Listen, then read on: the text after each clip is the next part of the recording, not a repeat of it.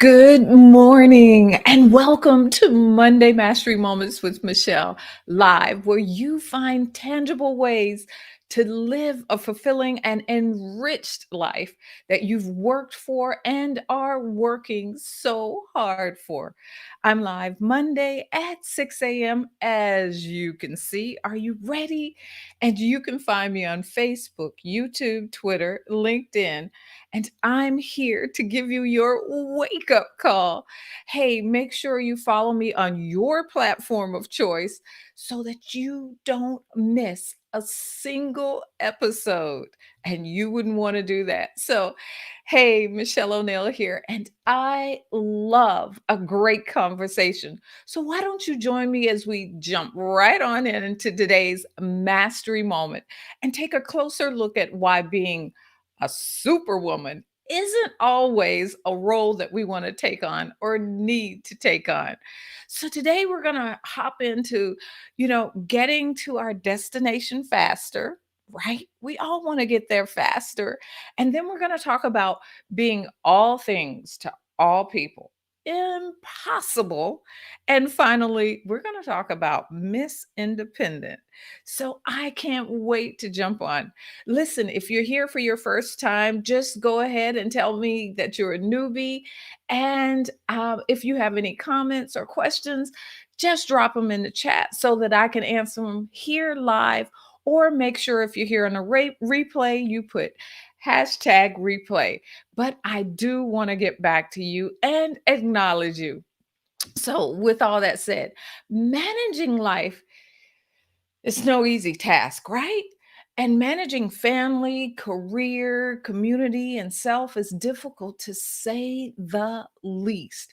Trying to keep everything together, maintain your sense of peace is actually a superhuman undertasking. And if you try to do it all yourself, well, sometimes we hold on to that stubborn independence, right? And we're always thinking, I can do it myself, but it can land us into some pretty stressful situations. And I know this from firsthand experience. When we come upon difficult times, we need to take a deep breath and okay, let's do it right now. Take that deep breath and remember it's all about taking one day at a time. It may seem like, that we can't, but you really can. And you have the power to make that change. We're talking about superpower.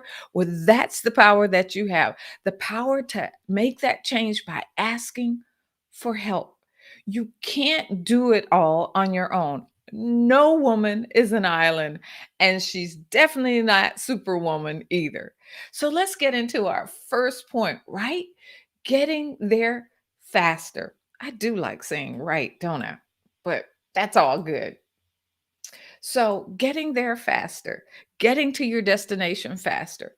One of the things that I realize is that sometimes when we don't go ahead and take care of things ourselves, I mean, when we try to take care of things ourselves, a lot of times it slows up the process. And I didn't really realize this till one time I was sick. I was really, really sick and in intensive care and I had had surgery. And when I came out of surgery, I wanted to be the strong woman. I wanted to make sure that I didn't need any meds. I could handle this myself. I was a big girl. I could buck up. I could take care of myself. And so when the doctor and the nurses they would come in and they say, "Do you need any pain medicine?" And I'd be like, "What's your they ask, "What's your pain level?" Right? And I'd go, "Oh, it's pretty high, but I can deal with this and I can take this."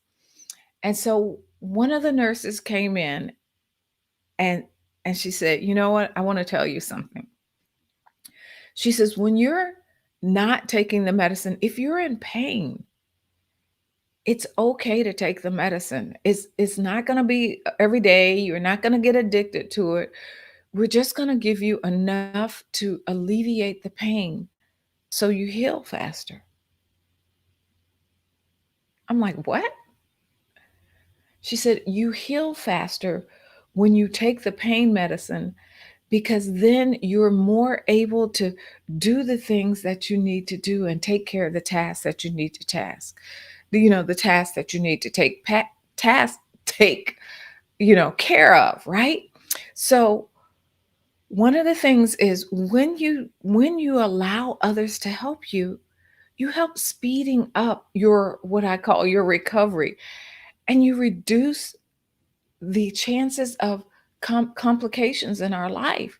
You reduce the times of not being able to take care of things, those stressors. You reduce those distractions because you're allowing others to help you.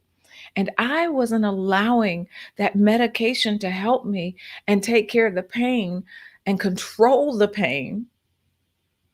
You hear that? Control the pain so that I was able to better take care of the tasks that were important for me to take care of. The things like the deep breathing so that I could get air into my lungs and clear out my lungs so that I could breathe better. Things like walking so that I could start getting back to that recovery and getting the blood circulating through my body. And in the same way, when we don't allow others to help us, when we don't allow this to take place in our lives, what happens is that we're not available for the things that are in our house, for the things that we do the best, for the most important things that we need to concentrate on, because we're taking care of all this other stuff around us that others could be helping us take care of.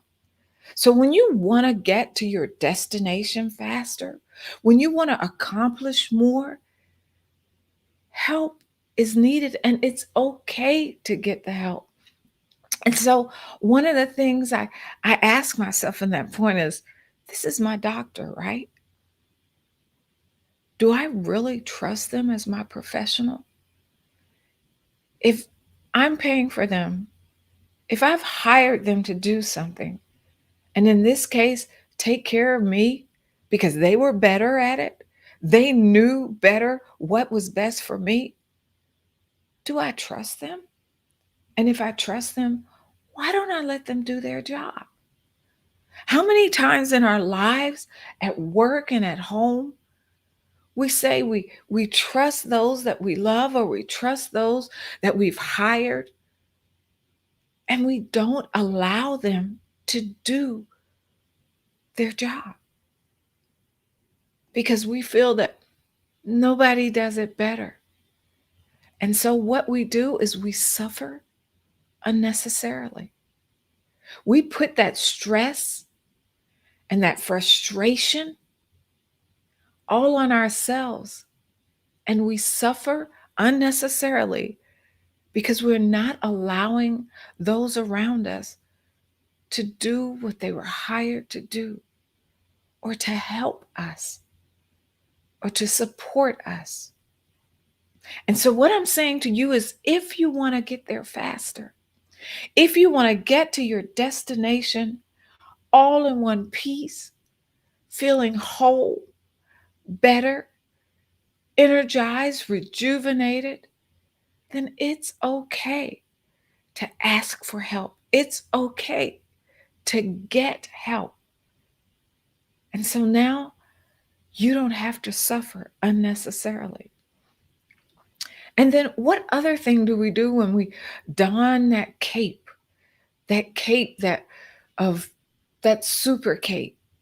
We think that we're all things to all people, but that's a fallacy. We can't be all things to all people and to also take care of ourselves so that we're there when they need us. One of the things that I come across a lot with my clients is they talk about being there for their kids. And I get it. My daughter still calls me at least once a day, and we talk about the things that are going on in each other's lives and share the struggles that we're dealing with so that we can be there as a support for each other. But just as I've always been there for her, she's always there for her children too. But sometimes being there for them we're not allowing them to grow. We're not allowing them to understand the things that they need to understand as adults growing up. We're not allowing them to deal with disappointments. One of the things that I'm really sad about is when we deal in sports and we say that everybody is a winner and we don't let our children realize, hey, you lost, but it's okay. Next time you're going to do better. But yeah, you did lose. And we lose things in life. And we get disappointments in life. And we all always don't get what we want. But that's okay because there's tomorrow. And we're going to rise above. We're going to be better. We're going to do the things, learn the things, perfect the things that we need to perfect and do and learn so that the next time we come into this situation, the next time we deal with this, we're going to be better. And this time, maybe we come out on the other side as the winner. But if not, that's okay too, because we're one step closer, one step better than we were before. And we don't allow them to learn that, to grow in that, because we don't want them to have to go through the same thing that we went through. We want to protect them through that. But part of that is helping them understand the importance of planning. So, what if this goes wrong? What do you have in place? What do you have in place if you don't get the college that you want to get into? What's your second choice? What's your third choice? What if you don't get in college? What are the things that you can put in plan so that you're not, yeah, you're going to be disappointed, but you can keep moving forward if you have plan A, B, and C. So teaching them to plan ahead, to have a backup is a greater lesson in their life to be an adult. And so those are the things that we need to teach them. And then when they always depend on us, if they always think that, mom's going to step in, dad's going to step in, mom's a superwoman, she's going to step in for us. If they're always going to depend on you, we've taught them that expectation because we have always stepped in. So sometimes we need to step back and say, hey, what would you do? What do you think that you should do in this situation? How do you think you should react? How do you deal with these feelings that are coming up and you've never had to deal with them before? I'm here for you. I'm here to support you. You see, that's what my mom did for me at 9 years old. But that lesson that she taught me made me able to deal with every situation or most situations in my life that was similar. When I didn't go get what I needed, when I didn't know how to deal with the situation, I would reflect back on that one lesson. How did I handle it there? What was the lesson that I learned there that I can move forward here? And so we need to teach them that we're not always going to be there and that they have to learn to depend on themselves. And so, what expectations have we taught our children? We can't be all things to all people. We can't always be there for our babies. And so, what things can they do? And then, being all things to all people, I want to look at it in another aspect. We're asking for help. We're asking for people to help us and be there. Oh, you never help me.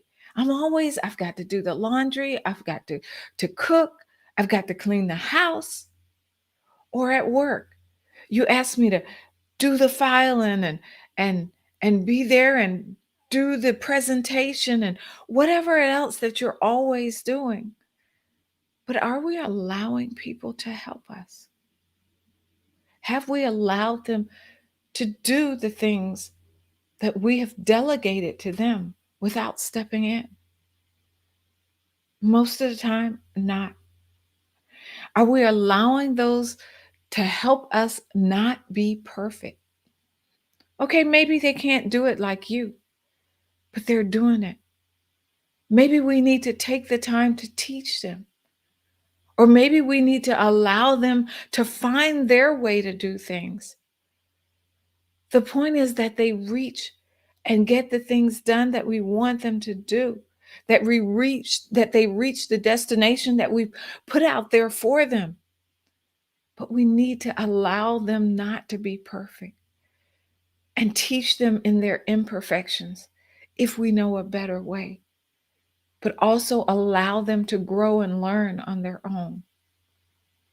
And then, are we allowing them to fail? Just like we fail to learn the things that we're trying to teach along the way, we need to allow them to fail so they can teach others that are coming up behind them, to use those experiences to be better. So our allowing or being all things to all people is stunting the growth of others. We need to step out of the way and let others grow. And in that process, we grow as leaders ourselves. We grow as supporters and providers ourselves. And so, with that said, now I want to talk about Miss Independent. Oh, do you feel the attitude? Oh, yeah, I want to be independent. I don't want to have to depend on anyone. I want to know that no matter what comes up, I'm able to take care of myself. I don't want to be dependent on someone else for the things that I need in life. And I get that. Excuse me. I get that 100%.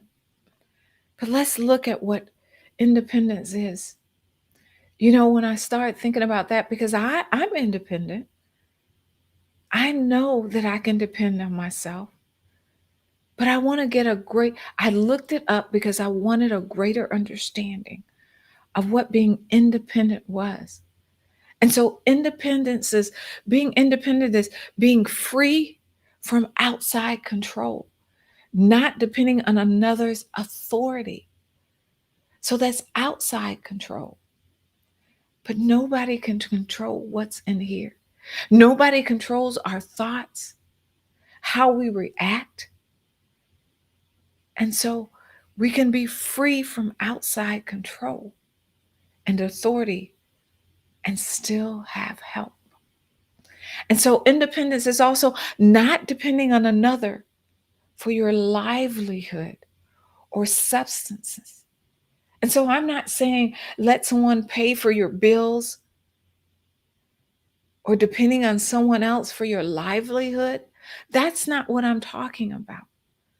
You can still take care of yourself, take care of your needs, and still be independent and still have help.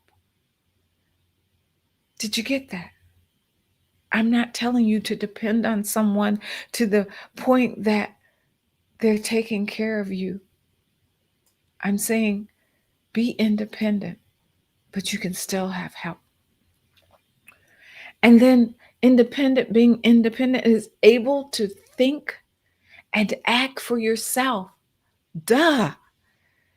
No one takes your thoughts. No one causes you to react and act but yourself. You have the power. You have the control. You have the choice. The choice is yours. And in that, you always remain independent. And being independent is not depending on someone else for strength or effectiveness, being freestanding. Yes, you can have someone to help you be stronger, but they are not your strength. You are your strength. And who you believe in is your strength. They are not your strength. So, no, you do not have to be all things to all people. You do not have to be independent in and of Miss Independent and not asking for help. And so, what came me to this realization is a conversation that I had with my mom just recently. You realize that it's the change of season and we're coming into spring and now summer, right? And so, my mom, she goes through this ritual, these two rituals every year.